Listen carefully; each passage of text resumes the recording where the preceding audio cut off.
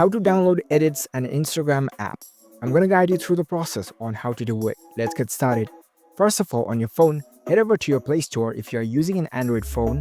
If you are on your iPhone, you can head over to your App Store. Once you are in the store, tap on the search bar and search for Edits an Instagram app. In the search results at the top, you will see this app with this kind of logo. This app is developed by Instagram itself. Once you find this app, in the right hand side you can see the install option. If you are on your iOS device, you will see the get option. So in order to download this app, you can tap on this button.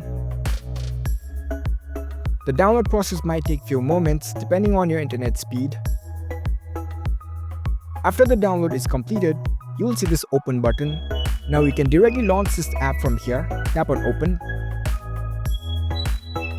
And there you go. That's how you can easily download Edits an Instagram app. You can now create your account and explore this app.